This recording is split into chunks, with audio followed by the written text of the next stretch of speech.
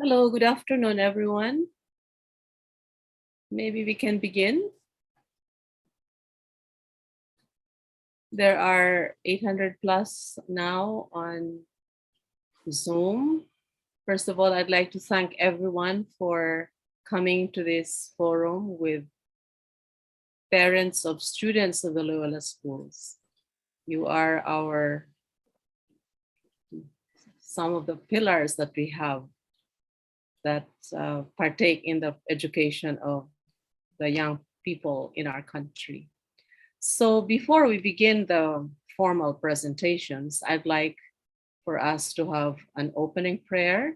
Dr. Benji Tolosa is the Associate Dean for the core curriculum, and he is a co-parent. So I have asked him to say the prayer.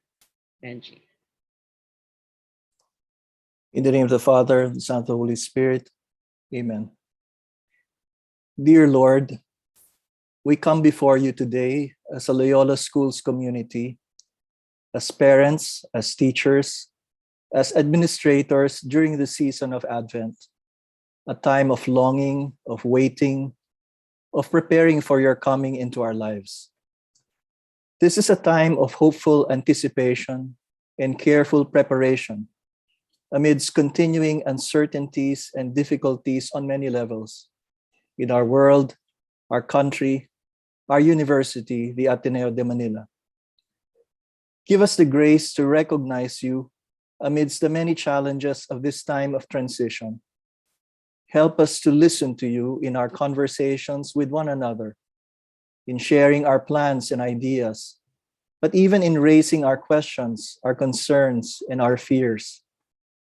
Guide us to do what is best for our community, especially for our students, our children, whom you have entrusted to the Ateneo de Manila.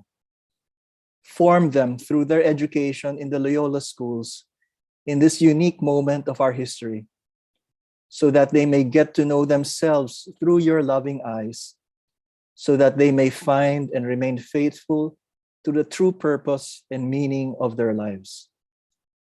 Glory to the Father, and to the Son, and to the Holy Spirit, as it was in the beginning, is now, and will be forever.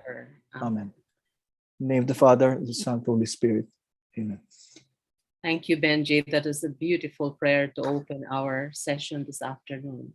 My name is Maria Luz Vilches. I'm the Vice President for the Loyola Schools.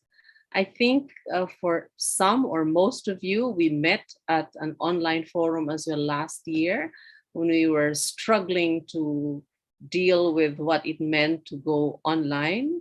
This time, we thought that we would meet with you too, because this is a different phase in our education that is still online, but we're planning for an on-site pilot for the second semester. So we thought we'd get you on board as well, because it's important for us to get your feedback and also to inform you about what we're doing in the university.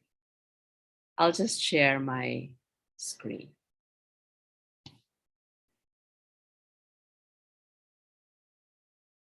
Okay, you can see that, right? And I titled this Update on the New or the Next Possible. A lot of people talk about the new normal, the next normal. In the Loyola Schools, we thought we might need to just say the next or the new possible, because if it is normal, it means sometimes it can be quite rigid, but where there is possibility, there is room for improvement, there is room for greater flexibility. So this is our forum with you. Last week, we had a huge university forum. It was a town hall for the entire Loyola Schools community with parents and students. There were like thousands of them attended. But we thought we would separate the ones for parents because you would probably have a different point of view. And so we thought we would get you on board. I know that you come from all different places in the Philippines, or maybe, I don't know, maybe abroad. But again, I'd like to thank you for being with us this afternoon.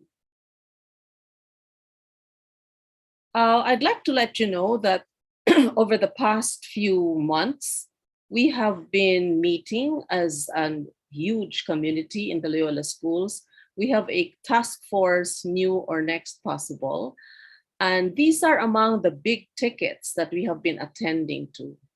Adjusting the systems. We looked at learning and teaching, and there are assigned people and offices to all of these details, scheduling of classes, information systems and data management, communication, and all the rest of that would belong to how we adjust the systems. You probably know also that we have an institute called SALT, the salt of the earth. SALT is the science and art of learning and teaching. And this is the institute that also trained our faculty members in the adaptive design for learning modules, or the way we deal with our own classes in the Loyola schools, given the online mode. So they are continuing to help us as well. We also looked at preparing the spaces, because the infrastructure has to be prepared. So we looked at facilities, equipment, compliance, and maintenance. And we have a dedicated group for that, our Office of Sustainability, Facilities and Sustainability, together with the Central Administration Office for that. Maintaining services, also another important factor here. Medical health, mental health, library, residence halls.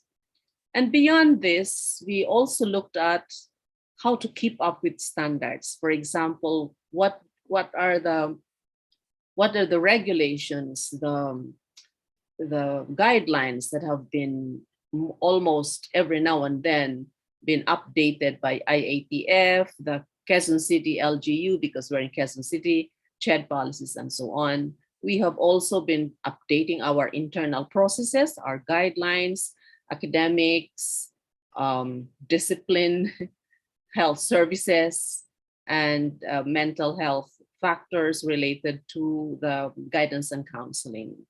Of course, legal requirements. We have a legal counsel in the Loyola schools, so we need to know as well how compliant we are in our ways of doing things, because we cannot just do these things as a university. We have to work in tandem with local government and other government regulations.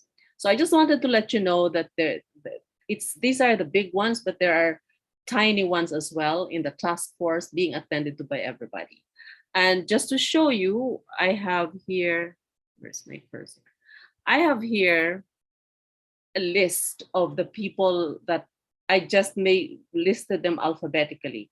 These are the members of this is the workforce of the task force, including students. We have a lot of students here who participate in the discussion and who are in the know about what we're doing.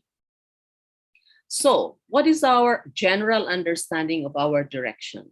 First, in terms of teaching and learning, we are going to gradually move back on site on face-to-face instruction. Eventually, online learning is going to be a supplement. Right now, we said that during this year, we said we're still going to be fully online. But later on, when we're back on site, the online learning will be a supplement. And I'd like to stress the word gradual.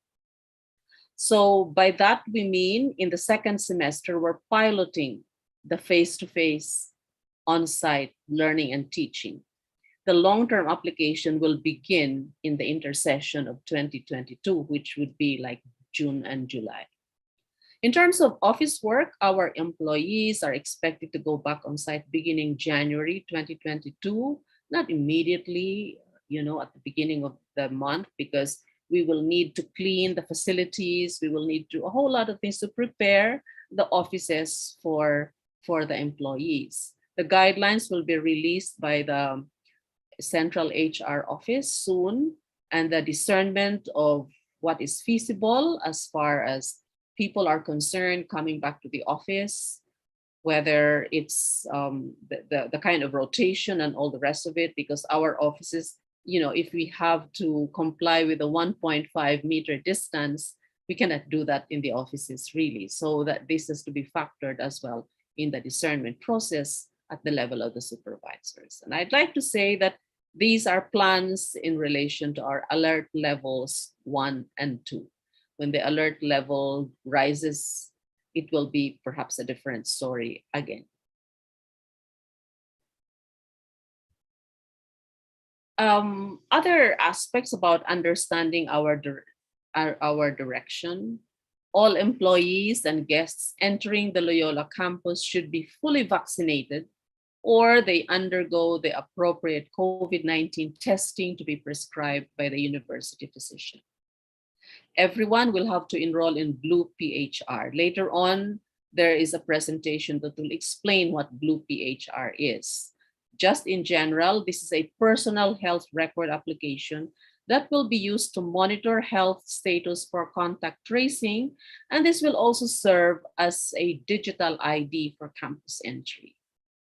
Students and all who are participating in the face-to-face classes should be registered with PhilHealth, either as a direct or indirect contributor, dependent of the direct contributor, or should have an equivalent medical insurance that covers medical expenses related to COVID-19.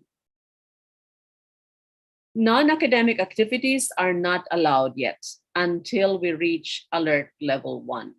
So that means students cannot come to the campus and do their work in the orgs, their org work. They cannot do that yet. They cannot just sit down on the benches and do their socializing. They cannot do that yet.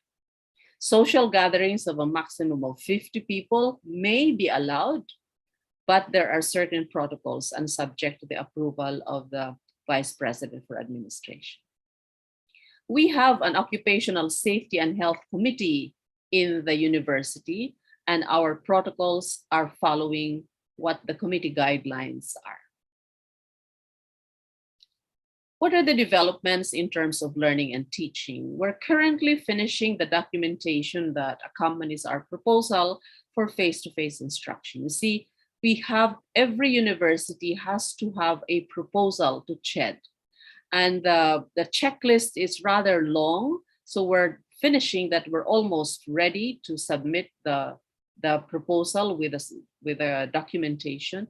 And the proposal includes, among other things, learning and teaching mode, healthy and safety protocols, description of the reimagined spaces ready for the face-to-face instruction. And then we will submit, we hope to be able to submit in a couple of days. And so that by January, because I think there will be an inspection of facilities as well. So we hope that we will be inspected soon as well by CHED, and that we will be granted our request for the pilot run of face-to-face instruction in January. So these are the parameters of our second semester face-to-face pilot mode. Flex learning, we're going to use flex learning. Flex learning is one of the blended learning modes. That will be explained later. I'm just telling you that this is the flex mode, but for a select few, but the rest of the courses are still fully online. Remember, this is a pilot. And for a pilot, we need to have just a number that is enough for us to observe, and so that we can learn from that experience, and so that the following year or during the intersession, we can do things better. And for this pilot run, we are concentrating or giving priority to seniors and fifth years and grad students who are fully vaccinated. Why we have chosen seniors and fifth years? So that in their last semester in the university, at least they're able to come to the campus and have a look at what it's like and have an experience that's different from just fully online. This is a volunteer system. In other words, faculty members were asked, are you willing? Are you, in a sense, willing to teach on this blended mode on site? And the students as well will have their own choice. Some students will say, no, I will continue to to do my courses online, that's fine, especially those who are abroad. But so it's the choice of students for the second semester in the pilot term. Outside of classes, we understand that for the blended classes, we have made made it a made it a focus to get seniors, fifth years, and grad students. But there are students as well at other levels who might be interested in doing other academic activities in the university, like use the library, doing consultation with teachers, doing consultation in their counseling and psychological services, or for grad students, if they want to use the labs for their thesis, dissertation, or capstone purposes, they may be allowed to visit the campus. But for academic activities, as I said, no loitering around, no socialization yet, but for academic purposes, we will have to allow them to do that. And how are they going to be allowed to do that?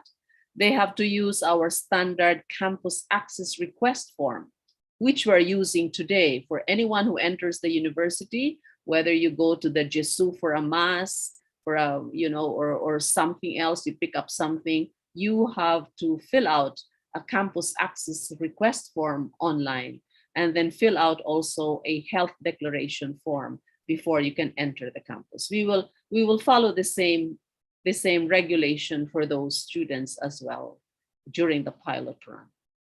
And in accordance with the joint memorandum circular on pilot implementation of online classes, co and extracurricular activities will not be allowed on site, except for athletic training conducted in the context of a bubble. So these are, I just like to flash that for now. There are 2 slides to this. These are the pilot classes that will be offered in the second semester. We have lab classes in the School of Science and Engineering, biology, chemistry, ECCE, and physics. We also have core courses.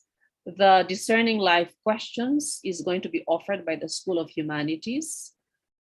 And that's a core course. And SOCSI 14, which is Politics, Governance, and Citizenship, will be offered by the School of Social Sciences.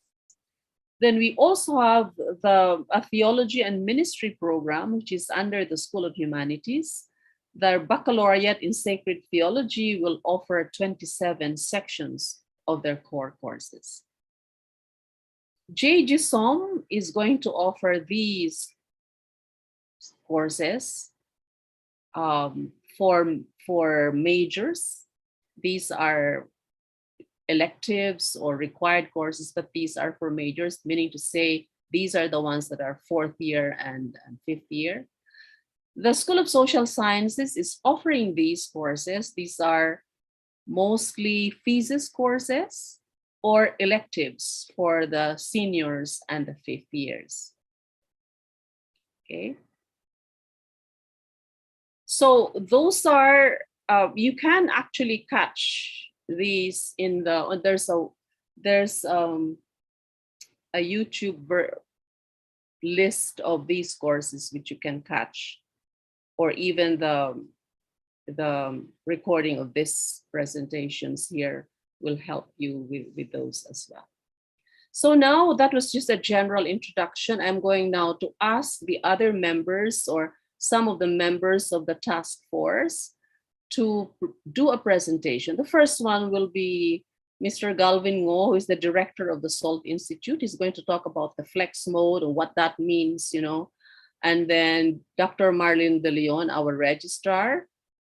Sorry, it should be registrar. I'm sorry. And for scheduling of classes, what would scheduling of classes going to be in general terms?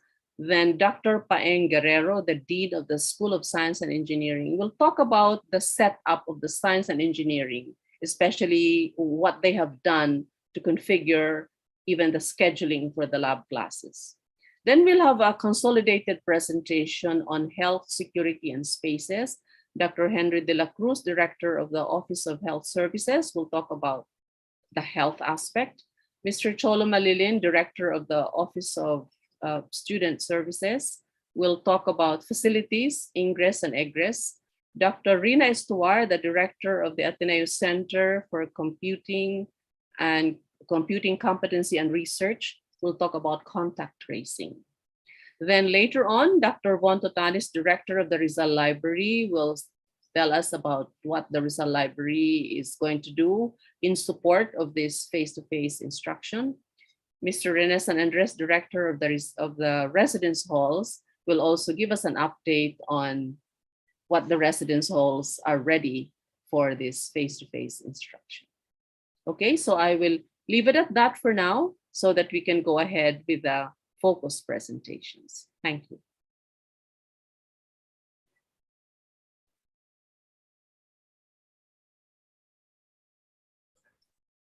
Thank you, Dr. Vilches, and good afternoon, dear parents.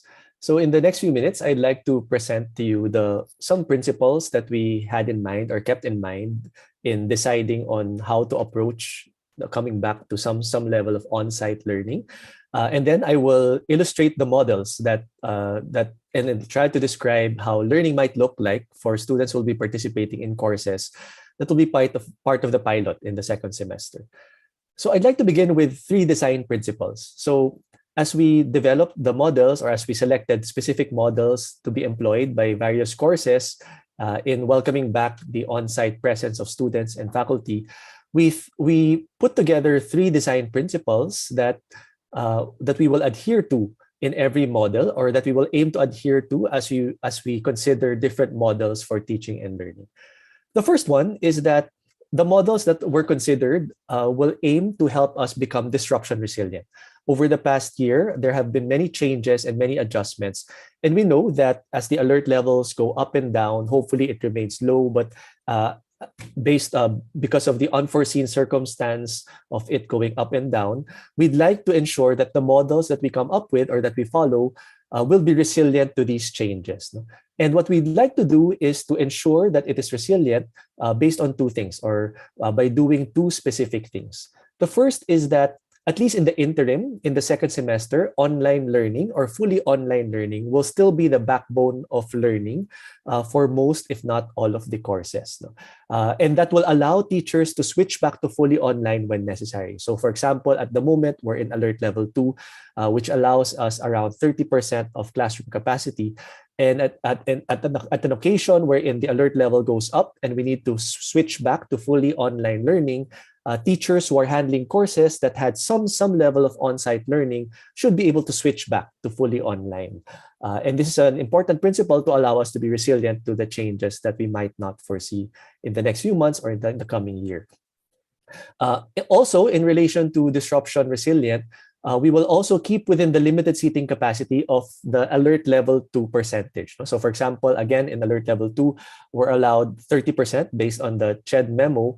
And so even if the alert level moves down and more percentage or more people are allowed on campus, at least as far as the second sem is concerned, we will keep within the 30% so that we need not switch from 50 to 30 to 0 or across so many tiers, but rather we will just need to switch from 30 to 0, which is an easier adjustment for all teachers and the students and the community.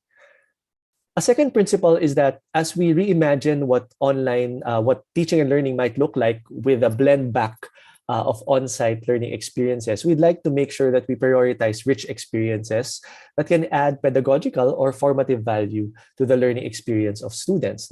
So as a guide, for example, we looked into the McKinsey and UNESCO report that offered some recommendations as to what to prioritize. So as you can see on your screen right now, at least based on this report, it recommends that what is given high priority are things like ensuring social connections within classrooms, access to experiments and equipment that experiments might entail. Under medium priority, we have things like small group discussions, guided practice, formal evaluation and feedback. And under low priority, you see things like teaching new concepts, independent practice, and coaching in office hours. Assuming that things under low priority are doable at some level or effectively in a lot of cases in an online learning setting.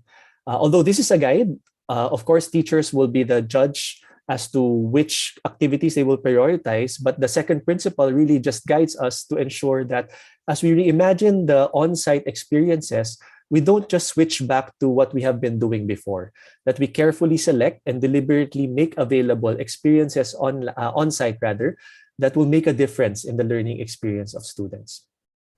The third and final principle is, of course, cura personalis, that in the different models, we have to keep in mind that we are mindful of the health, wellness, and safety of the school community, both faculty, staff, and students. And as we've been adhering to, as we shifted to online learning following the adaptive design for learning principles, to still ensure equity and accessibility. We understand that not all students will be able to go on site, and so the models should be able to accommodate even those students who will still remain online as well.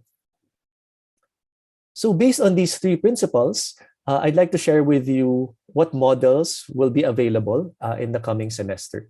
To situate the models, I just wanted to start with two models that we are already familiar with. Obviously, the fully on-site model, which we experienced prior to the pandemic, and the fully online model, which our students, which your children are experiencing at the moment.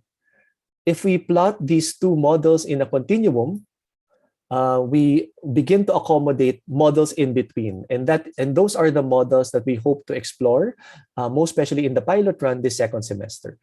So the first model is Online Plus, or in the blended learning vocabulary, it's referred to as the enriched virtual model. In the enriched virtual model, basically what happens is students primarily still have online learning as a backbone for their learning experience. However, in courses that employ this model, there are specific on-site activities that are designed intentionally when they are desirable. No? So for example, maybe in a science course, for example, offered by SOSE in the coming second semester, it might still be mostly online, but then there are specific days wherein they will have access to the labs, or maybe in some courses, there are specific days wherein they have access to the library facilities. However, most of their learning experiences are still online. No? But then, given the opportunity to go on-site, specific learning activities or specific academic-related activities are made available for students in this particular modality. So if we place this mode within the continuum, you will notice that it's still mostly online. However, we've made available some on-site activities, some specific activities within courses that students can have access to. At least those students will be participating in the pilot in the second semester. In the second semester, there will also be another model that will be explored, which is the flex learning model. Just as a caveat, if you look at the literature and you look at different schools, you may see different interpretations of the word flex. And so I thought it would be important just to clarify our vocabulary a little bit. There are two common terms that are being used right now in different institutions, both higher ed and basic ed, and in the literature in online and blended learning. And these are high flex and blend flex. So allow me just to briefly explain each one to you so that we can situate which model will be more accurately describing what we hope to offer in the coming semester. So the high flex model or the hybrid flexible model is really set up wherein students can have a free choice whether to be online or on-site. No? So there is free hand for the students. If, for example, this week they can be online, they can be on-site rather. They can come to class on-site. But in the coming week, if something happens and they're not able to be on-site, then they can choose to be online. The challenge of this model is really that this flexibility does not allow us to control the population coming into campus. Therefore, this specific type of flex model is not something that we can implement at the moment, since we will need to have more control over the population coming into campus. The second type of model, this second type of flex model rather, is the blend flex or the blend flexible model. And in this particular flex model, we rotate students. So students are given groups, and then they have access to campus on a rotation basis.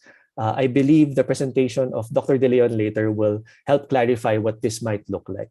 So in the Loyola Schools, at least as far as the second sem is concerned, when we talk about flex learning, we're talking more about the blend flex model, wherein each class will have a mix of online and on-site students, and students will have access to on-site classrooms in a rotation basis. So in the flex learning model, it's really when teachers do concurrent teaching and interacts both with on-site and online students. So for example, in a class size of 30, at a certain point in time, a teacher might have 16 students in the classroom with the teacher, while 14 students, for example, online. And the students who are online can be online synchronously while the class is happening, or asynchronously given some activities. I'll describe some scenarios later to help you picture what this might look like. For this to be resilient and for this to adhere to the current social distancing protocols, the maximum allowable number of on-site students in the classroom will be kept to around 16 based on the classroom capacity that we've identified so far, at least for the second semester. So that means that at a certain point in time, only 16 students are in a classroom, despite that class having maybe 30 students. So some will be online, some will be on-site. And what will allow us to do this is the grouping and the batching, which you will hear about shortly. So what will classes look like? I just want to share some illustrations so that you can paint a picture as to what it might look like. So for example, in a flex classroom or in a flex course, a teacher will be in the classroom, as you see illustrated here, with some students who are on-site and some students who are online, and with some equipment that will allow the on-site students and online students to interact with each other. So for example, here in this example, a teacher will be logging on to Zoom and then will be projecting whatever is on their laptop so that whatever is projected on Zoom can be seen by both the online students and the on-site students in a presentation, for example. In discussion, the teacher might change the setup a little bit. The teacher might face the webcam to the on-site students so that the online students and on-site students will see each other and they can interact with each other as well. Another variation is group work. No? So maybe some teachers in some classes might ask students who are on-site to have some group discussions with the online students or mixed with with some online students. In this particular case, maybe some students will be asked to bring some devices connected to the internet and through Zoom so that they can interact not just with those who are on-site, but those who are online as well. Another variation might be this, no? That some teachers might simply group students who are on-site and online exclusively, so that the online students maybe will have a group meeting or a group discussion on Zoom through breakout rooms, while the on-site students will have physical discussions in the on-site environment. Finally, other teachers might also select this particular strategy wherein teachers will just deal with the batch who are on-site at a certain point in time. And while they're dealing with the batch on-site, while they are facilitating activities with a batch that is on-site, the online students are assigned some asynchronous work on Canvas, for example. And then in another week, when the online students here now have a chance to be on-site, then it switches. The on-site students previously will now do some online asynchronous work, and then the on-site students will be interacting with the teacher. So these are some options. Again, each teacher might do something different depending on the goal of the day, depending on the course, depending on the strategy that they're comfortable with. But all of these variations might happen within a flex environment. So in the second semester, vis-a-vis these models, there are 3 specific models that participants of the pilot implementation will be experiencing. Most courses will still be offered fully online.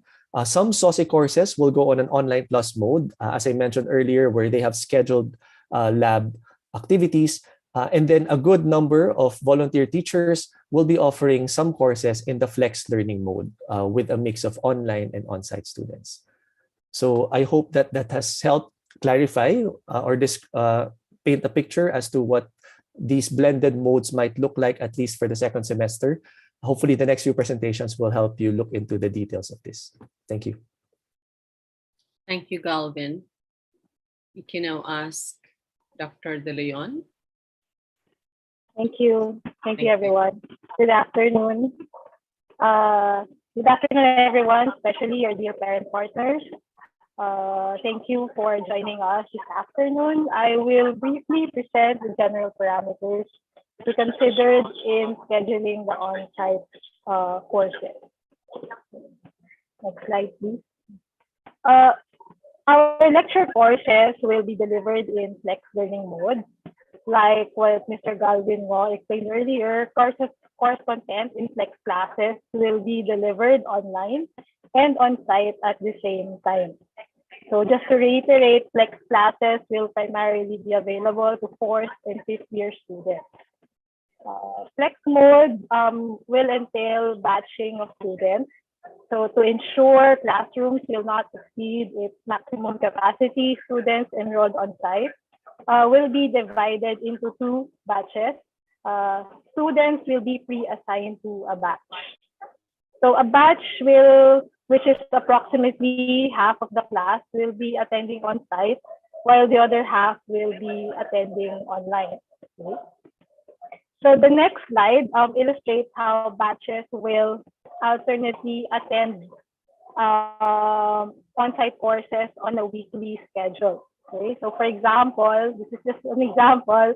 In week one, both batches may be expected to attend online because first day or first week will just normally involve discussion of course syllabi, and face-to-face interaction may not be necessary. Okay, so batch A may start attending class on site in week 2, while batch B attends the same class at the same time online. So in week 3, both batches will be expected to attend classes online to allow faculty to stay home as recommended by CHED, which accords lecturers to alternately conduct classes on site and online, just to minimize cross-contamination between batches. So in week 4, batch B will attend on-site class, while batch A will attend the online component, so on and so forth. Okay, so that's the pattern. So on days that students are allowed to go on site, students may attend classes and or conduct research if they need to, and or study in the library. They still have the option though to attend their classes online if they have reasons not to attend on site. Okay. So next slide.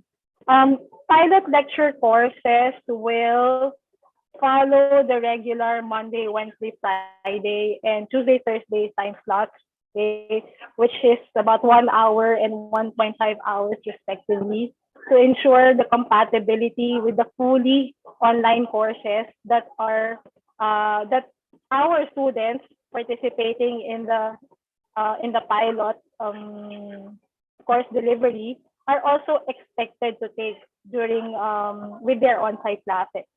Okay, so on-site classes will be from Monday to Friday, 8 a.m. to 5 p.m. only.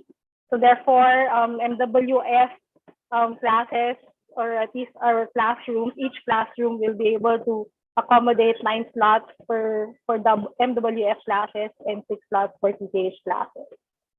Okay, and lastly, we are exploring ways to minimize the mobility of students on site in order to also minimize their exposure to other students. So we are considering blocking of students and clustering of courses, even at the senior level, as possible ways to facilitate this. Blocking is the grouping of students, possibly according to their program. Okay, students in a block are pre-enlisted in conflict-free classes based on their official curriculum. In clustering, the courses usually taken together by the same set of students are clustered together. So courses are clustered to facilitate conflict-free schedule and equitable distribution of class sizes. Clusters are assigned to blocks, and students may only choose from classes in the cluster assigned to their block. Okay. So this ends my presentation. Everyone, thank you for listening. Thank you, MM.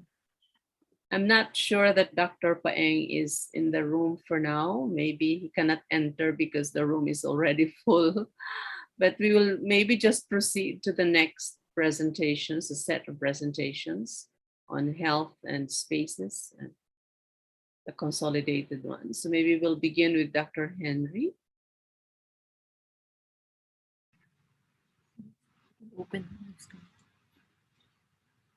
Good afternoon, everyone.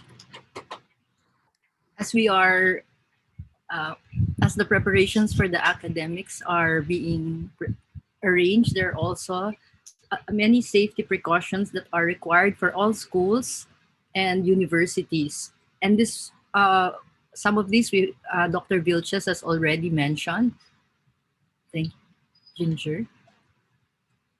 Uh, there will be baseline requirements, and this will include the um, that students should fill up their electronic health record, uh, and this will be the portal through which health services can be availed, and also the portal through which the daily health and travel declaration form can be completed as a requisite for entry.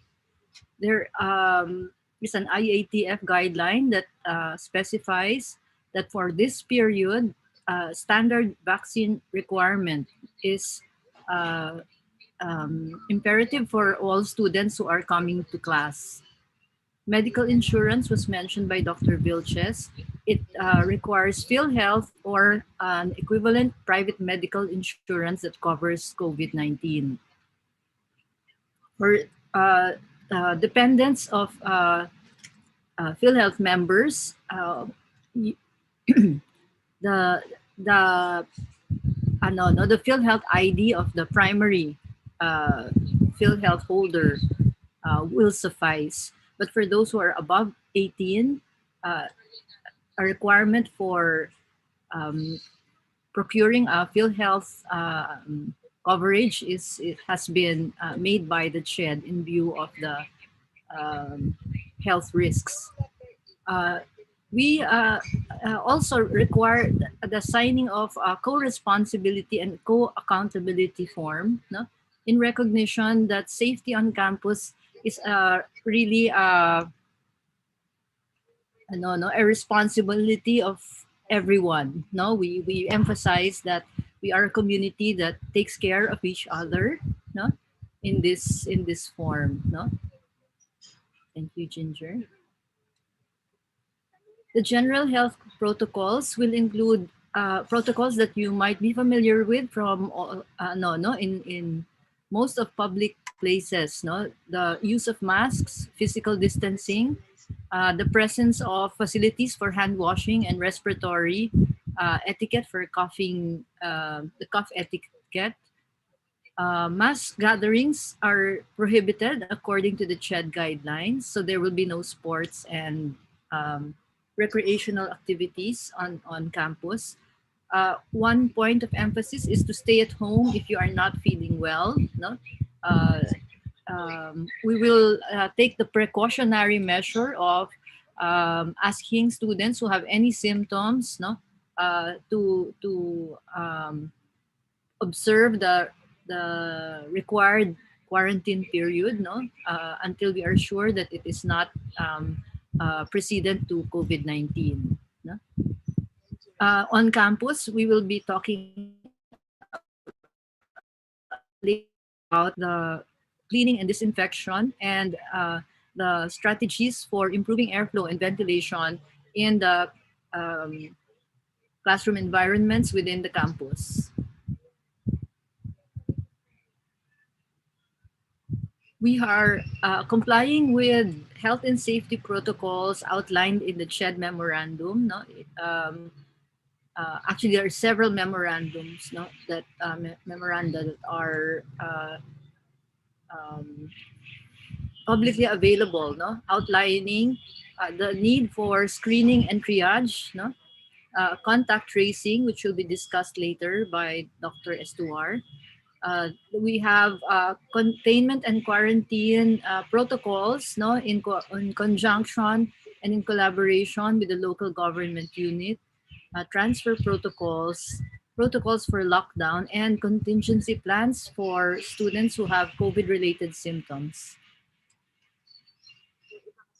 Part of the contingency plan will, of course, be to according to the classification of students as suspected, probable, or confirmed cases. Uh, um, We will have a separate isolation area prepared for anyone who is symptomatic, and in that area, the health services will be on site to attend to their needs. So there will be on-site health services, but the emphasis is that this will be reserved for acute cases and emergency. We will continue to provide online medical services through the portal of the Blue PHR, which we mentioned earlier. We ask that all students who become symptomatic, whether on campus or off campus, should notify our office so that we can assist them in notifying their faculty. Of course, have we will make sure that the staff involved in healthcare are also um, wearing the appropriate PPE, personal protective equipment, to avoid transmission. Services for mental health will also continue to be available, and the main mode will be by online counseling. However, there will be provisions for emergency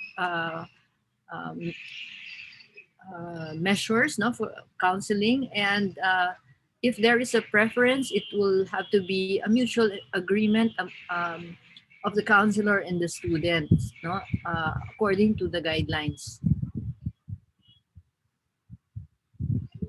The next portion will be for the facilities and school operations by Mr. Cholo Malilin, Director of the Office of Student Services.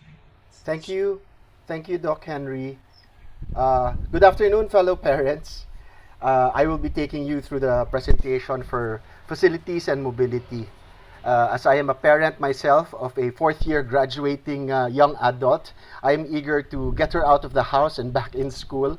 But of course, we are going to do it in the most safe way. So we will show you how we have prepared the campus, primarily our facilities, our manpower complements, and ingress and egress protocols in order to ensure your young adults' continued health and safety.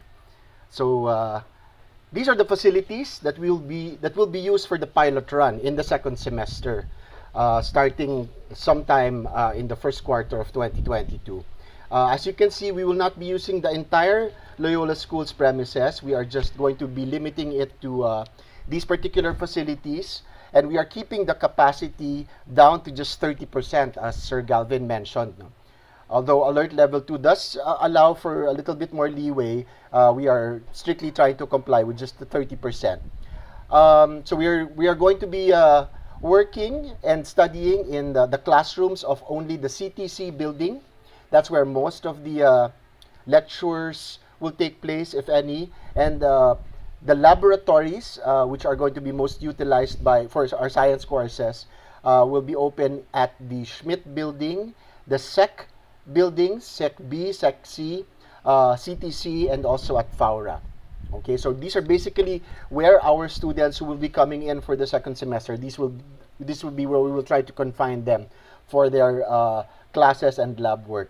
The Rizal Library will be open, but also at a 30% capacity, and the cafeteria will also be kept at a maximum capacity of 30%, only the ground floor of the cafeteria. For offices, these are basically for everybody. For offices, they will be open for your student services. So they will be open at maximum capacity. Restrooms will be open at maximum capacity. And we will also be opening up some areas for companions, drivers, parents who bring their kids to school, to stay inside campus because of the strategy that we want to keep the students on campus for the least time possible. Some of you may just opt to wait for your students who will be attending 1 hour classes, at most an hour and a half. Some of you may opt to just wait. So instead of just waiting in your vehicles, you may wait in some areas, which I will show you later on. But you will also have to comply with the necessary health protocols and applications. So later on, we will tell you what the apps will be for you to get your QR passes and for you to answer the daily health surveys. We are going to be talking about some safety measures. Doc Henry has already mentioned some of the health measures that will be in place. But for physical distancing, we are making sure that all interior venues, students are spaced out at least up 1.5 meters away from each other. So we are keeping the maximum capacity per room to 30%. We'll show you how many students that is in a classroom later on when I show you the pictures. There are very important ingress and egress protocols that have to do with how health screening will be done per building and how efficiently we will try to contact trace given the application that will be used. Ventilation has to do with how we will manage the classrooms and the laboratories. If they are air conditioned or not air conditioned, there are going to be measures for that. And of course, no loitering will be strictly enforced. That means areas outside of the designated buildings that we showed you a while ago, like CTC, SEC, Schmidt, these areas outside of these premises will be prohibited for students. Definitely no tambay and no congregating anywhere around school. So these are just some pictures of how we are going to design the classroom. So a classroom that would normally hold around 45 to 50 people will now just hold 16 students and one teacher. So 17 is the capacity of the classrooms in the CTC area. And we are retrofitting the classrooms to allow for the flex mode, which will allow participation from both on-site students and online students to interact with each other and the teacher freely. We are also finding ways so that each student will be designated their permanent seats. So that means whatever seat they are going to sit in for the first day, that is the same seat that they will be sitting in for the entire semester, just to minimize any form of contact. So this is how our laboratories will look like, spaced out. The next slide will show our cafeterias. Our cafeterias will still have these acrylic barriers, and as you can see, there will be no chance for congregating because it will be one person per table, and since people will be taking off their masks when they are eating, we will require the acrylic barriers for additional safety. The waiting area for both students who will either come to school earlier than their scheduled class will be at the JSEC Mall area. So we have prepared that. And this will also be the area for the students' companions to wait, but they will be designated in the outer layer of the JSEC Mall. So that's for drivers and parents who may want to wait in school.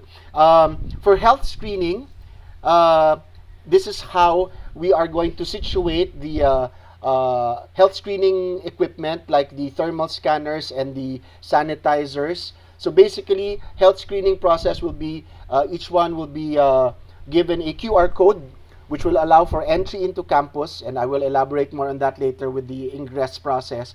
They will scan these QR codes at the QR scanners when they enter buildings, which will basically be a way to record their coming into the premises. They will have their temperature taken and they will sanitize as they enter the buildings. And all throughout the day, as they go around the school, we will have them scanning QR codes in whatever facility that they enter, whether they be classrooms or laboratories, comfort rooms, the cafeteria, offices. So there will be QR codes stickered outside the classrooms, and every facility that they go to, they have to scan the QR code, just so we can put some form of contact tracing in place. And Doc Rina Stuar will explain more about that later. So the next picture shows you how we have designed our hallways and corridors demarcated by cordons to facilitate smooth one-way traffic into and out of classrooms and laboratories. So there are also directional signages on the floor and on the walls. In terms of disinfection, there will be our operational plan is for regular disinfection. For example, for classrooms, these will be disinfected twice a day. Same for laboratories, or more as required by the department. For comfort rooms, there will be disinfection done 3 times a day. For offices, twice a day. For common areas, twice a day. And of course, in our infirmary and the isolation rooms, this will be dictated by the use by the Office for Health Services. There is required personal protective equipment for our maintenance people to wear: face masks, face shields, and goggles when they disinfect the facilities, and more so for people who are our medical workers working in the infirmaries and the isolation facilities. We have hand washing stations in exterior locations all around the campus. We have around 60 of these hand washing stations, and they are hands free. You don't need to touch anything. You just step on a pedal and water will come out. And there is soap and sanitizing fluids there. So students are encouraged to freely sanitize themselves. Okay, so it's not just a question of sanitizing the facilities, but they should sanitize themselves. And also, as much as possible, when they use restrooms, they should clean the surfaces that they use to for better overall hygiene. This is an example of the isolation tent, which we hope will be used sparingly or even very scarcely. And it's really just a deterrent to assess people who come into campus and who somehow have symptoms or develop symptoms while on campus. So we are trying to get them decapacitate our infirmaries and have these types of facilities. There will be more permanent isolation facilities later on, but for now we will be using these isolation tents. Okay, next I'm going to be talking about mobility. How do we get inside campus? How do the students get inside campus? And what is necessary to track movements, especially for the necessary health measures and contact tracing, and to allow for the least amount of efficient time to be spent inside the premises. As I mentioned a while ago, we want to keep the students and the employees on campus for the least amount of time possible and still, achieve their learning objectives. We do not want to keep students longer than they need to inside campus, so we are ensuring this mobility plan for quick access into school and active tracing at any time. So that as you can see from the ingress flow chart, the students will be asked before they come to school to fill up an app, which Dr. Estroar will walk you through later on. It's called the Blue PHR app. They will fill this up online 12 hours before at least 12 hours before they come into campus. This app will have a record already of all students who are enrolled for face-to-face classes, and they will also be filling up their health declaration survey using this app. Okay, and for students who will be coming into campus, if they are not enrolled for face-to-face classes, then there's another process for them. They have to fill up a campus access request form because they will be treated as visitors because they are actually not authorized as a student with face-to-face classes. But they will be allowed if they access the campus access request form to, for example, enter the library or attend to their counseling, or even go to their vaccination if they applied for the student vaccination program. So if you fill up the form and it provides you the QR pass, the app will send you the QR pass that you are free to enter campus. You either enter campus as a pedestrian, you enter gates 2.5, 3.5, or the Barangka Hagdan gate, which are the pedestrian gates. If you come in using a bike, as long as you are disembarked from the bike, you can walk into campus with your bike. The guards will only check your QR pass, which will have your photo. Actually, the QR pass is a digital ID. It will show your picture and it will show the QR pass, but you are not required to scan it. For vehicles entering the campus, you only enter through gate 3. Okay, so nobody will be allowed to enter gate 2. So everybody enters gate 3. The guards at gate 3 vehicle gate will check your QR passes. If you're There will be no gate passes required for the second semester. We are pushing that back for the start of the new school year. If you're a student and you are bringing in your own vehicle, you park only at central parking, which is the parking in front of the JSEC Mall. If you are an employee, or if you are dropped off, so for the parents who are dropping off your children, you only drop them off at the JSEC Mall drop-off area. Okay, so you have to sort of go around University Road, enter Masterson, and enter the JSEC area, and that's the designated drop-off point for students. By the way, if you are a parent that regularly drops off students, you will also need to apply for the Blue PHR app. You will also need to get your own QR code to be issued to you every day if you enter the campus regularly. Once inside campus, the students and employees have the health screening as I described a while ago. Students who will be dropped off at JSEC can just use the health screening facility at the JSEC Mall, or otherwise they just go straight to their classrooms where health screening will be done at the designated entrances. So it's just a matter of scanning your QR code, having your temperatures checked, and then lining up to enter your classrooms. When you are at your classrooms, you tap on the, rather you have your app, read the QR codes outside of the facilities. If students come in early, you wait at JSEC Mall or at Mateo if we've reached capacity at JSEC Mall. And students are only allowed to wait outside their classrooms when the bell rings or when your class is about to begin, because we will need for the previous class to exit before you enter the classroom. For employees, just go straight into your offices. Okay, at any point, if your QR passes are not provided to you, or at any point you are assessed to have symptoms, you are ushered into the isolation facility and you are assessed by a health services personnel. If your temperature does not go down, then you will be instructed to go home. Okay, so that's basically just the flow. For egress, it's fairly more straightforward. Before I get into the dismissal protocols, there were some questions a while ago about break times and snacks. There will be staggered break times, but again, we are trying to make our schedule so that classes come right after the other. But if the students do go on break, they have to comply with the no loitering, of course, so they can only wait in designated areas and classrooms. And students will not be allowed to leave the campus while they are already in, when they have already tapped in. There will only be one permitted entry and exit per day. So basically, when you are inside the premises, you stay there until your very last class before you exit the campus.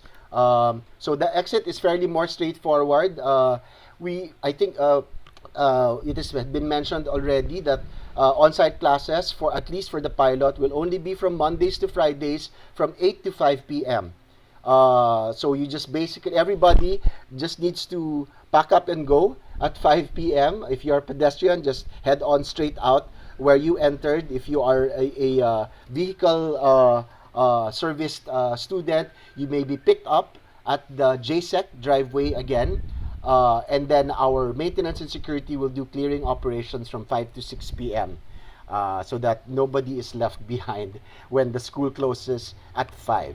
And all of the QR codes for the day will self-terminate by 6 p.m. So I will turn things over to Dr. Rina Estuar, who will explain more about the Blue PHR app. Thank you. Thank you, Cholo, and good afternoon to everyone. So the accompanying application is called Blue PHR, and it's actually an companion of the Blue EHR electronic health record application of the Loyola Schools. So to support the protocols, we are developing this application for health monitoring and contact tracing.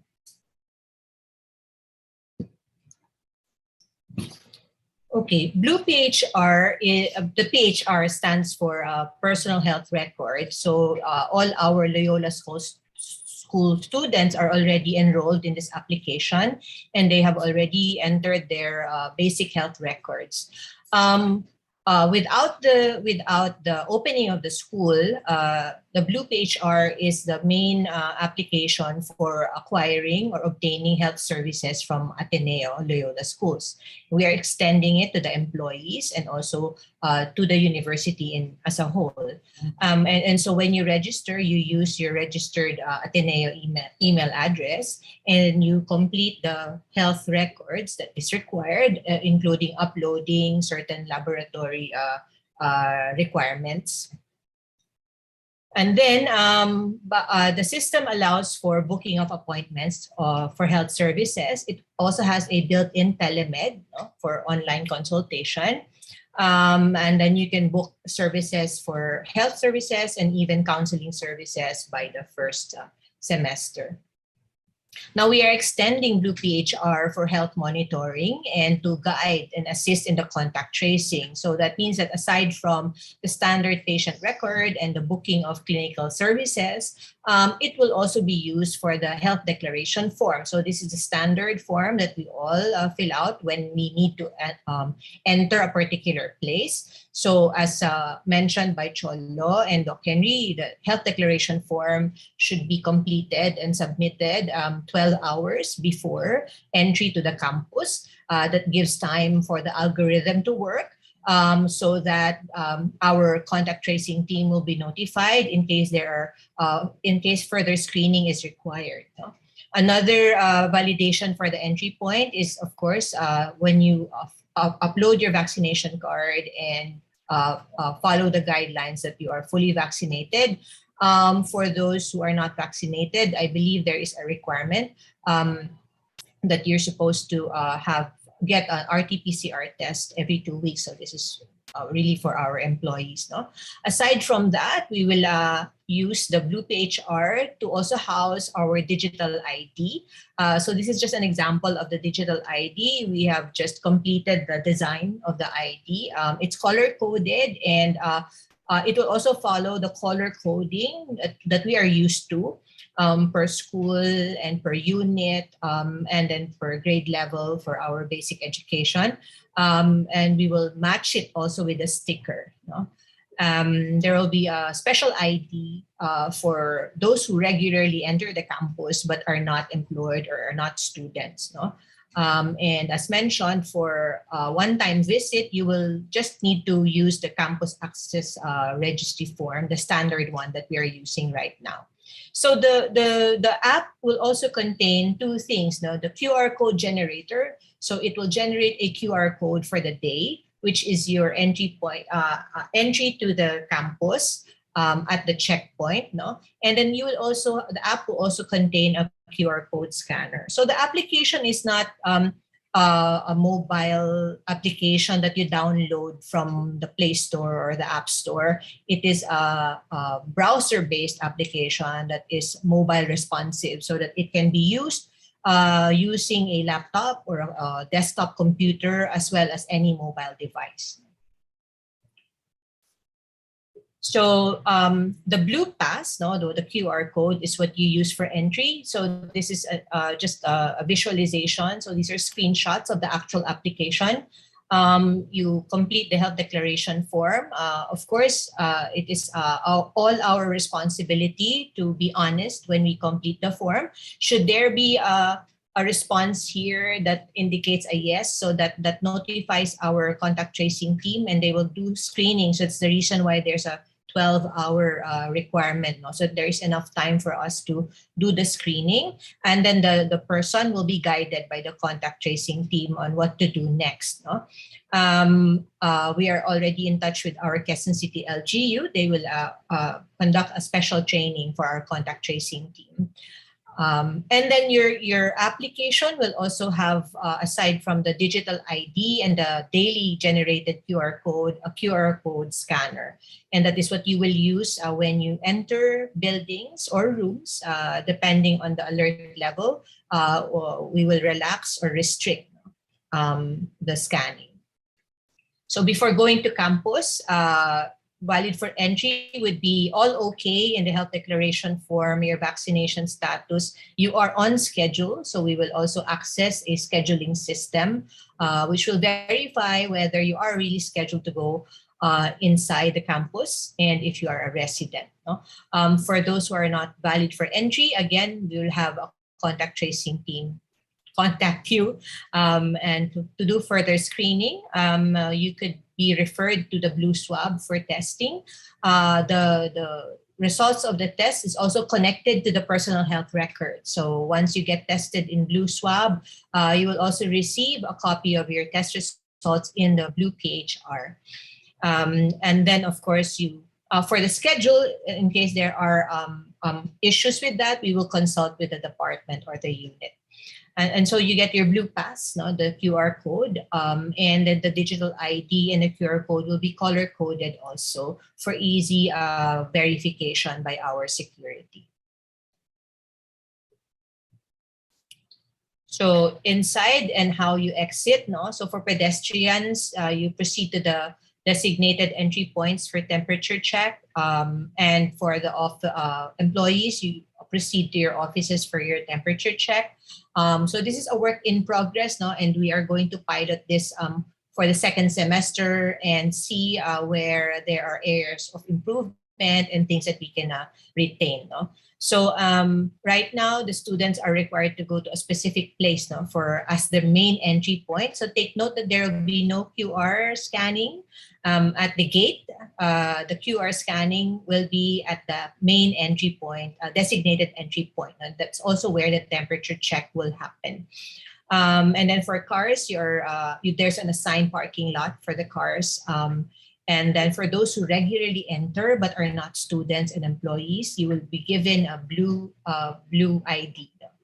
And then for locations, following the guidelines of our LGU, ideally, at the very least, we should have a QR code per building. And because we are following the guidelines of the Quezon City LGU, we are all also required to register to the QC app now if we wish to enter Ateneo. So instead of just having one QR for the entire university, the campus is really big. No? We cannot have just one QR code that indicates Ateneo Loyola Schools. So at the minimum, we will have it at the ground floor of the building. It is highly recommended, though, that we have it per room. So when you're in campus and you are in the allowed area, you simply have to scan, no? Using your phone, scan the locations where you will be entering and exiting. And then at the end of the day, the QR code will expire at a particular time. So when does contact tracing happen? We are familiar with this already. So within the institution, contact tracing starts or health monitoring begins through the health declaration form, at least related to COVID, no? Health declaration form which reports symptoms. It can also be used through phone call or through consultations when the student reports symptoms. If a person exhibits symptoms at work, if we receive a positive test result from the blue swab or other accredited laboratory facilities. The criteria is, of course, persons who were in close contact of the suspect, probable or confirmed case.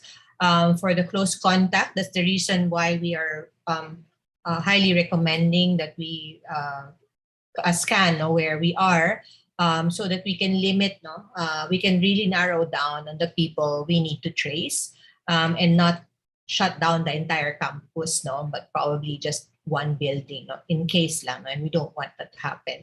So screening will happen. Standard contact tracing screening will happen.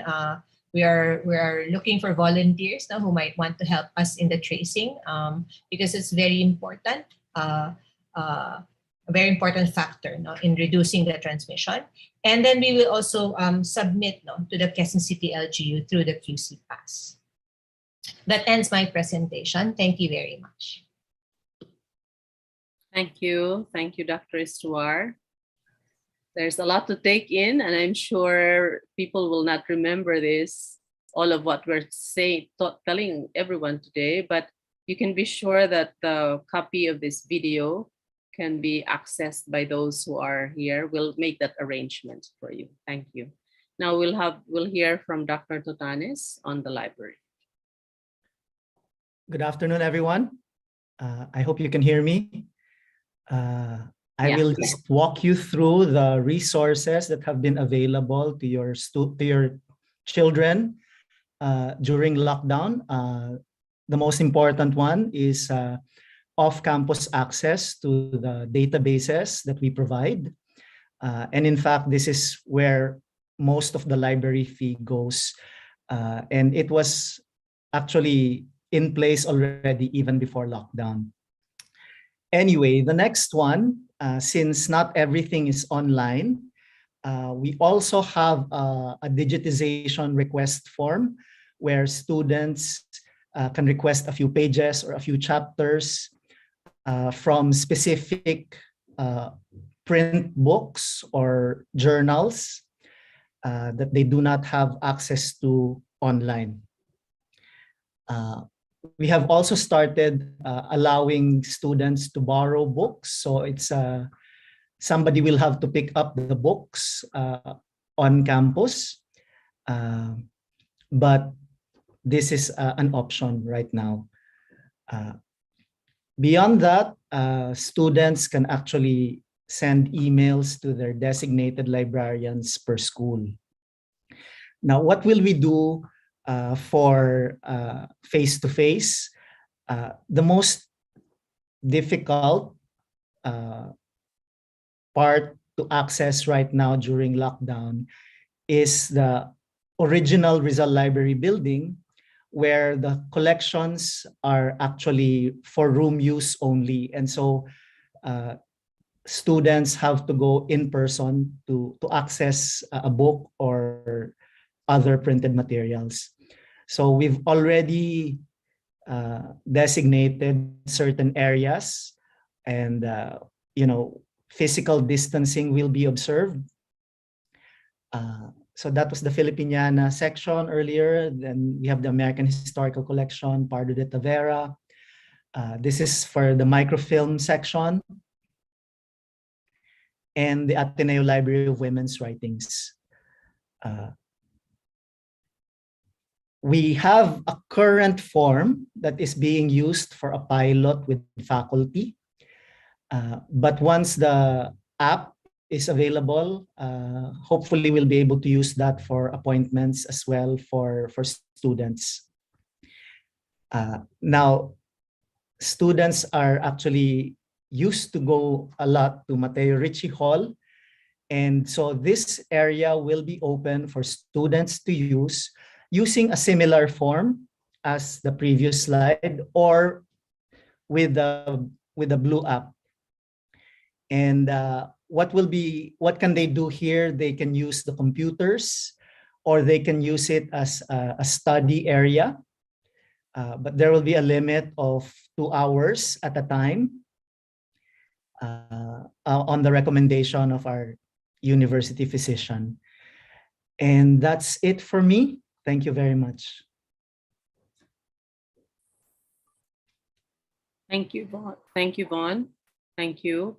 Now we can hear from Mr. San Andres on the RH. Thank you. Good afternoon. Is my screen showing already, please?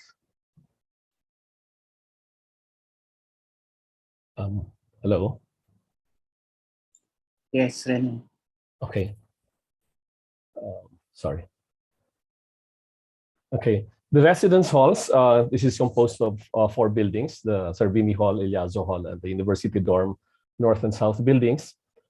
And we are on standby, and we are ready to reopen in the second semester pilot run in support of the Loyola Schools' academic objectives.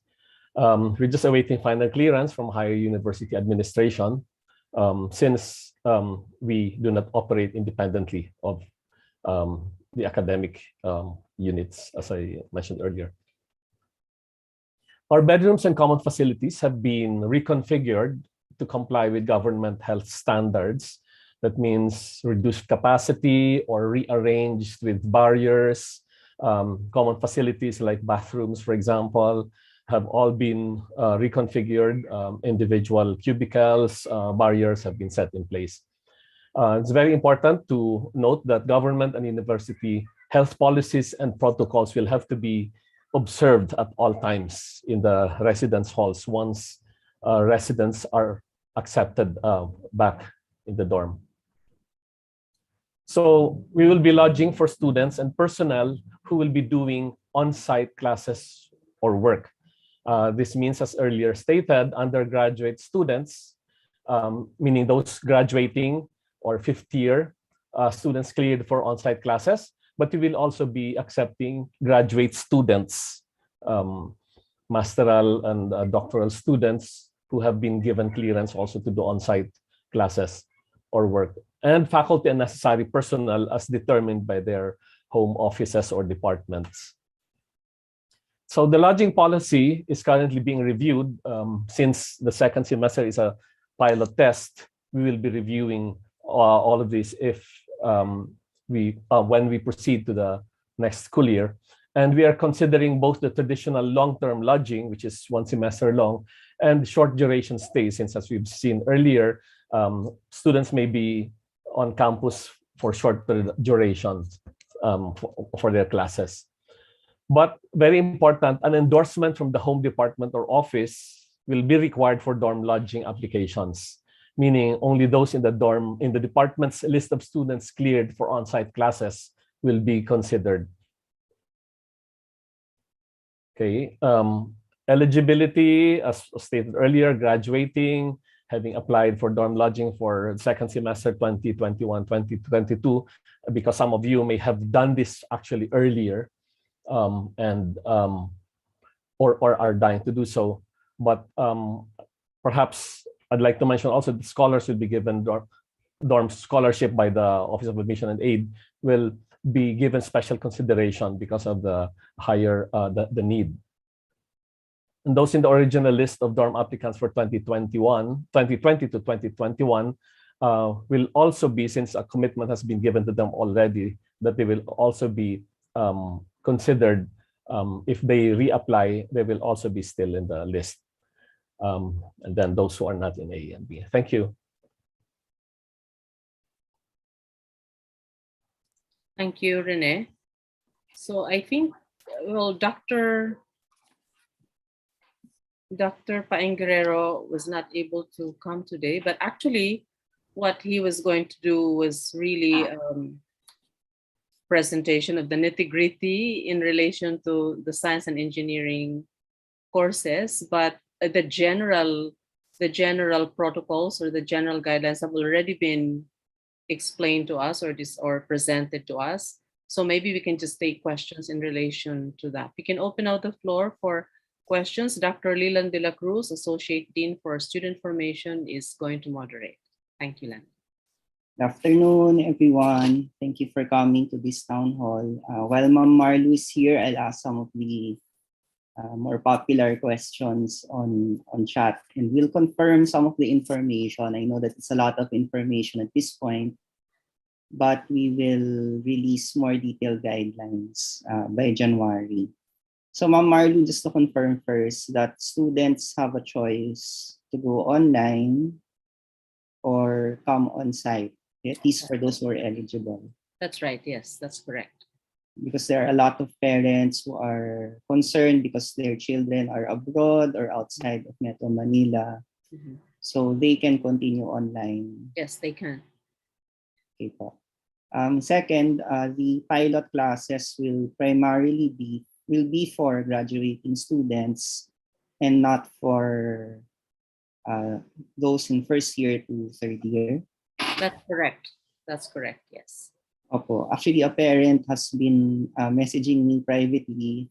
Nakikiusap po, pwede po ba raw yung mga first year to third year will also be given an option to have on-site classes by this semester, second sem.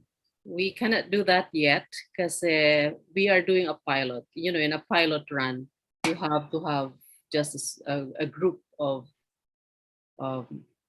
courses so that we can learn from those courses. We can really make sure that our protocols are able to sustain, we're able to sustain our protocols given the number of courses that we have. And besides, during as you can imagine, the presentations earlier, it's very meticulous the way we follow up these things. And we'd like to make sure that we are able to do that for just a considerable number of students. So that's the reason for that. Okay po. I'm just looking at the chat to see if there were other questions that were brought up similar to these. So just to clarify again, juniors will be online next sem, same for freshmen and sophomores. So just for seniors, just for the pilot run. And then just quickly check the questions. First year college students, all students can have the option to decide. Actually, there's no decision to be made po kasi freshies will all be online. Okay po. Moving on to other questions. Any word po on graduation for the seniors? We discussed that in the Vice President's Council, the graduation for the seniors. We recognize that before the pandemic, our seniors finished their semester a month before the others did. And so because of that, the documentation in terms of really making sure that we have the list of the graduating students, that their grades were in, and then etc., that their incompletes were finished. So we had to make sure that that happened, and that happened within the month after graduation. And that's why we were able to graduate them within the year. But this time, I don't think our seniors will be able to finish their coursework before the others do. So they will be finishing together with the others. And therefore, the documentation will have to be done much later. It looks like we're still going to, we cannot have the graduation in May or June. It looks like it will have to be later. And depending on this current situation, I mean, things change a lot. We would love to have an on-site graduation. That's our wish as well. But we're not very sure. We're just preparing as well for an online graduation, just to make sure we're preparing for that. And even if it is going to be an on-site graduation, I don't think we can conglomerate in one high school covered courts. We're not going to be allowed to do that. So maybe the graduation, if we can have the graduation on site, could probably be within per school or even per department, depending on how many there will be, because we cannot crowd out. So you can see that it's a lot of challenge as well to do it in this way, whether on site or online. We're going to finalize our plans by the second semester and tell the graduating students about graduation ceremonies. Thank you. Thank you, ma'am. Just to reiterate, there's a question here. Seniors also have a choice to go online. Yes, they may go online. Okay, ma'am. Thank you, Ma'am Marlu. Can we have Dr. Banjo Bautista? Because there are a number of questions here about lab subjects for SOSE students, Doc Banjo. The parents are concerned about their children's lab subjects. Host, please unmute Dr. Bautista. There you go. And spotlight. Hello. I would like to ask Mr. Maki to correct me if I'm wrong. As far as I know, only the senior laboratory classes will be held on site. For the laboratory classes of the juniors, they have actually fixed the curriculum so that the lab classes have been moved forward. They will not be missed really by the students. They will eventually be taken, just not now. Is there any other question? Did I miss anything, Land? That's it for SOSE. Thank you very much, Dr. Bautista. Maybe we can have Dr. Henry de la Cruz, because there are a number of questions about PhilHealth. and concerns about the Omicron variant. I don't know if Doc Shaw also wants to get into this discussion. Doc Henry, can you clarify this thing about PhilHealth, the 18-year-old, the 21-year-old? Okay, I'd like to clarify. I made a mistake that the age of dependency is up to 21 years old. No, so the directive is for field health coverage. No, if your son or daughter is covered by your field health coverage, then that will be fine. No, so once the field health cut off kicks in after age 21, then they will be the students, only those who are choosing to go on site will be required to be a member. I think this is also a timely preparation also for you know um, transitioning into work later on. So it's just you get it a little earlier. The other option, if you don't have a field health, will be for you to get any health HMO coverage, insurance coverage, which has coverage for COVID-19. So the idea is for um, students who opt to go on site to be covered by health insurance. This is a guideline issued by the Joint DOH CHED memorandum. Yes, I think we're all getting used to this because the Universal Healthcare Law was only passed 2 years ago. Actually, all Filipinos are members of PhilHealth one way or another. So if they're no longer dependents, what your children have to do is to register with PhilHealth once they reach the age of 21. But just to clarify, it could also be private health insurance, not necessarily PhilHealth. There are, Doc Henry maybe can address the question of Omicron, especially with the news of 2 travelers detected with Omicron at the airport, and then what happened in Cornell was also tossed around in the chat. Yes. No? So we're watching the developments on Omicron very closely because we don't want to have another surge, like the Delta virus, the Delta variant, I mean. And what is emerging is that it is really highly transmissible, but somehow there are some recent developments from the World Health that is pointing to a smaller surge, which means that perhaps the effect of immunization globally is kicking in, because it doesn't seem to have as high a peak as the Delta variant.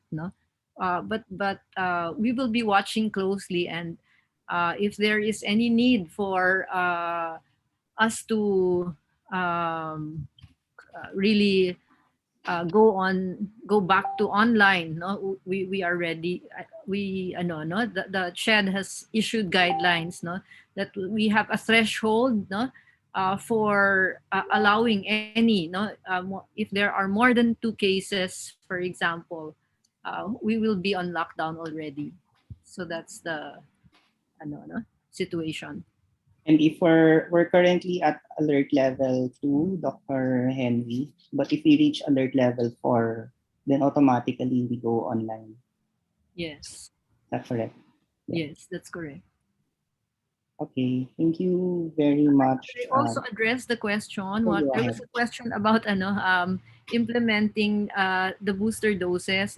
As of this time, we cannot really ask all students to have the booster dose because it's not really available. The priority that the DOH has given in its latest directive is that we are still at the point of prioritizing the elderly and those with comorbidities.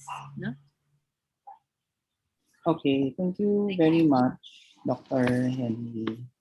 Looking at the questions that were asked earlier, I think there are a couple of questions about ventilation and cleaning. So could we ask Dr. Marquez? Someone was asking, can the cleaning happen after every class? What are measures in terms of ventilation? Can we unmute Dr. Marquez or Ms. Salita or Cholo Malilin?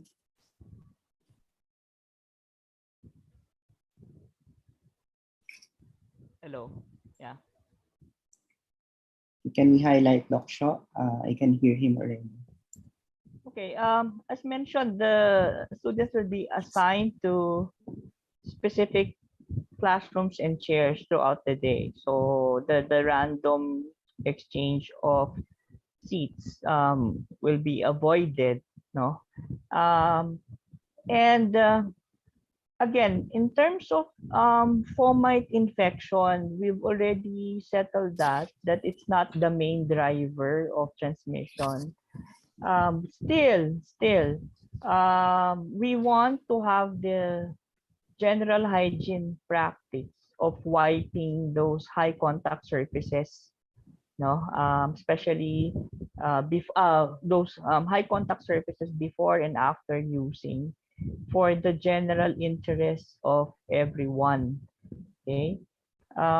So the general cleaning that will happen twice a day would be as part of the general hygiene practice, not and minimum public health standards, not just specific to COVID. Okay, so if the concern is the possible transmission from these surfaces, we've already shown that that's not the main driver. No. What about ventilation? Are there already guidelines Yes. on? Well, the facilities management offices of the different units already conducting audits with regards to the ventilation systems. Okay, and there are short-term and long-term solutions for this, and what's happening now is really addressing the short term, but the long term is really to provide those necessary filters, particularly for the air conditioned rooms. For the non-air conditioned rooms, again, natural ventilation with proper cross flow, no, is still going to address um, the the proper exchange of fresh air and what's the air that's inside the room. So the policy would be to uh, instruct the proper opening of windows and doors for these rooms. Okay, thank you, Doc Shaw, for that. Doc Shaw is our university physician. If you have any urgent questions, please place them on chat. I'll see what I can bump up in terms of your questions. There was a question about students who are immunocompromised. I guess the advice there is if your child is immunocompromised, it's better to just stay online while there is still the option to stay online. That would be the advice that we can give to you. Let's see if there are no more urgent questions. I'll ask the host to please put on the chat the link where they can send more questions. There's a Google form that you can fill up where you can put your questions, and it asks for your email addresses so we can get back to you with our responses. Ma'am Marlu, there's a question about what school year 2022 might look like.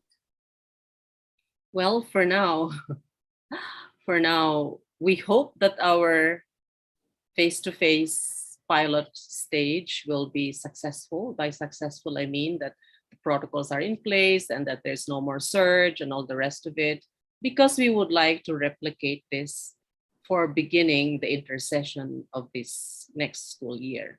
And when we do that, we're not just going to prioritize seniors and fifth years. We're going to spread it out. Now, again, when we say spread it out, this is not just the choice of students, this is also the choice of faculty members, because faculty members might not be ready for online or for on-site mode of instruction. I think this is also connected to what the question earlier I read. Why is it that the School of Humanities doesn't have courses for this? Actually, the School of Humanities has a huge course. That's the Discerning Life Questions. That School of Humanities is a core course that the School of Humanities serves the rest of the population.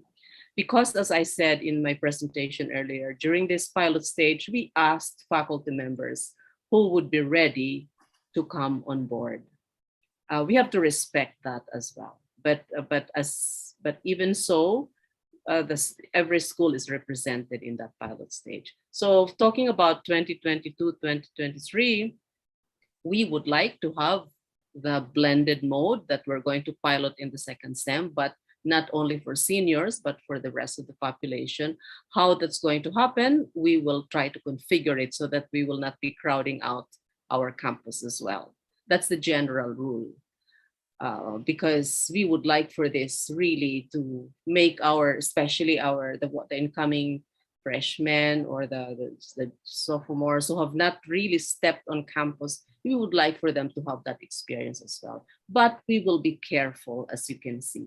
So what we're going to do in the second semester will help us fine-tune certain things that we can apply for the following year. I think in general, that's what we would like to do for the following year. Okay, thank you, ma'am. Ma'am, maybe you can give some closing remarks for our parents. Again, I'd like to thank the parents for coming here. As I said, there's a lot to take in the presentations. There are a lot of questions, even we have a lot of questions, but we can assure you that even if we have presented the information here, we can assure you that we're not stopping there. We continue to find out what else we can do, because there are lots of details that we cannot just put in a presentation. We can assure you that there is a group that's always been working almost like 24 hours, especially because CHED as well has a huge checklist, and the LGU has a huge checklist that we will comply with. And as you know, we do not just brush off these things. These are important ones for our own purposes as well. So I would like to also ask for your patience. In the chat, there were many questions that we ourselves asked. But I think with your cooperation, and especially with your guidance of the students of your sons and daughters, I think we as one big community, including the parents, will be able to move through the thicket really of this kind of situation where we're in. And our intention is really to bring people back on campus, but in a very careful manner. The campus life, the face-to-face social interaction is very important, but we will have to be careful with that. So thank you so much. And I hope that you continue to be well and to be safe. And I wish you a blessed Christmas and a peaceful New Year. Thank you. Thanks to the presenters. Thank you, Land, for moderation. And thank you to Galvin, to MM, Dr. Henry, Cholo, Rina, Vaughn, Rene, Dr. Shaw, Banjo, and all the rest who took part in this, including our technical support as well, and the people in the office of the Vice President for Loyola Schools. Thank you very much. Thank you.